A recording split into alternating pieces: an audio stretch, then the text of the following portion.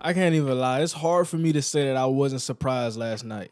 James Harden turning back the clock, giving us one of those ones, which we were so used to seeing. I mean, one of the best scorers of a generation, one of the best scorers the game of basketball has ever seen.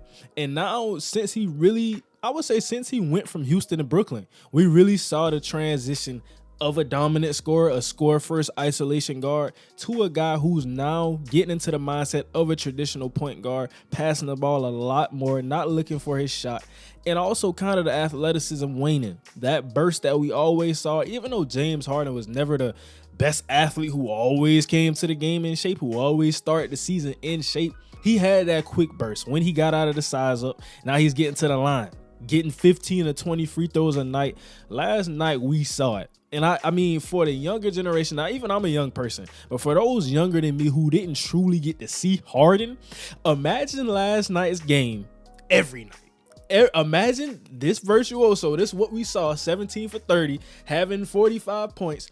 Imagine that every night for the Houston Rockets and getting it easy. Getting it very easy. I mean, we got to saw it last night. Only 4 for 4 from the line. So this was not a free throw line based game that we usually would see when Harden goes off for a 60-point triple-double, 50-point triple-double. He was efficient. Getting to the left-hand floater, getting to the lane with the right hand, doing it all, pick and roll, isolation. I knew the Celtics were in a bad spot once I saw the step-back threes. When the step-back threes started clicking, you know it's time. And I mean, for the Celtics, they try to put different people on them. Grant Williams, Jaylen Brown, Jason Tatum. They try, even Marcus Smart, Marcus Smart is going to guard him, but they tried a lot. In the pick and roll, we're going to hedge it sometimes. Sometimes we're picking all the way up. It never worked. And it's interesting because I think about Harden, and I feel like he was kind of saving this for when the moment was needed. This is why you go get a Harden for Doc Rivers and all of those guys in Philadelphia. Because we think about it now, Joel Embiid missed this game. Nobody, unless you're a Philadelphia 76ers fans, everyone counted them out for this game. But they said no. James Harden still has that superstardom in him somewhere, and he unlocked it tonight. Now, going over to the Celtics, before we talk about the statistics, there's a couple things that were interesting to me. And it was late game expected from a team who's been there. It's kind of uncharacteristic. And I'm talking about the Malcolm Brogdon pass out to the wing when Marcus Smart was cutting. That was very uncharacteristic. Not being on the same page in the 2 minutes. That's the type of stuff that loses you the basketball game. And it was kind of a good thing. The basketball gods kind of set it up that way because we had Tyrese Maxey. He got to the lane under 2 minutes and he got an offensive foul call, which was a very tough call. He made the layup. I didn't see where the offensive foul was, but they called it anyway. And then also on that, we're going to talk about the final play everybody saw. Marcus Smart. What was going with Joe Mazzulla? And this is some of the same thing that I talk about with the Sacramento Kings when they lost, in their loss of the series versus Golden State. It was in the late game. Now, De'Aaron Fox, the best clutch player of all time, but I'm gonna bring up one particular scenario. When we saw Harrison Barnes miss that 3 on the wing, why aren't we getting into better shots? Why are we settling? And these are scenarios where the game is tied, we're down by 1, we're down by possibly 2.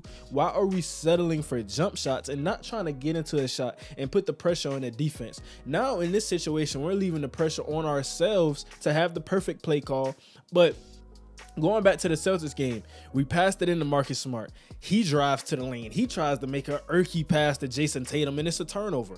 And then Jason Tatum gets called for the foul. We have that, and then Jason Tatum, they go back down. The Boston Celtics get fouled. They go to the line. And then James Harden comes in. He sets the dagger off. But I just want to know, why was that the position that we were in? Why didn't we give the ball to Jaylen Brown? Why didn't we give the ball to Jason Tatum?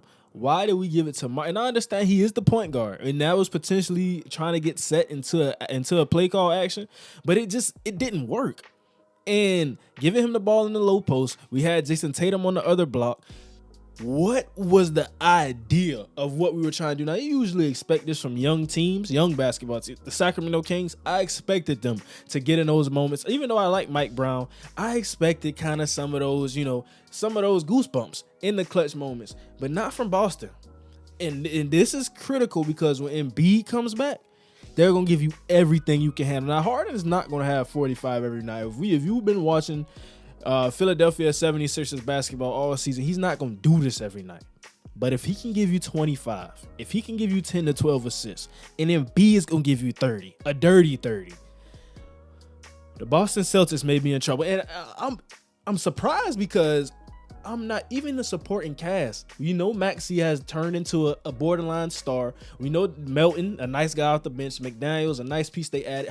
Tobias Harris. Key play I want to talk about with Tobias Harris. When Harden off the pick and roll, the pick and pop action, he drove to the lane. And because he's so hot, he's drawing two. He's drawing Horford, Williams, all of those guys. They leave Harris wide open. This was the top of the key. I know everybody remembers this play. Top of the key 3.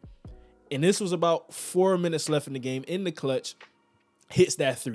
And that's when we knew, okay, Harden, once he gets that confidence in his guys, they're hitting shots because you have to defend him. Now he can pass out. Now you're at his mercy. It really got ugly for them. I mean, Niang didn't have a big game, but we know he can shoot the 3. We know he's going to come back somewhere. Even Maxey had a tough shooting night from 3.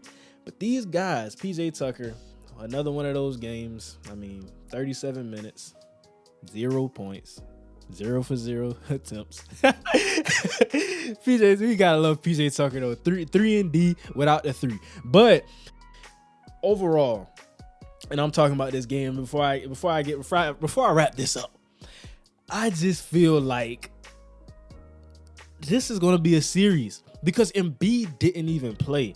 And then the Boston Celtics lost this game on your home court. You got the home court advantage. You were a 2 seed. Playoffs getting real. Now we got LeBron and the Warriors tonight.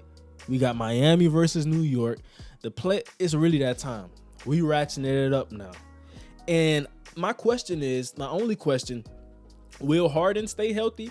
And when Embiid comes back, will he stay healthy? Now, I don't have a lot of injury concerns with the Boston Celtics. We can see right here, some guys had a pretty good night. Jaylen Brown.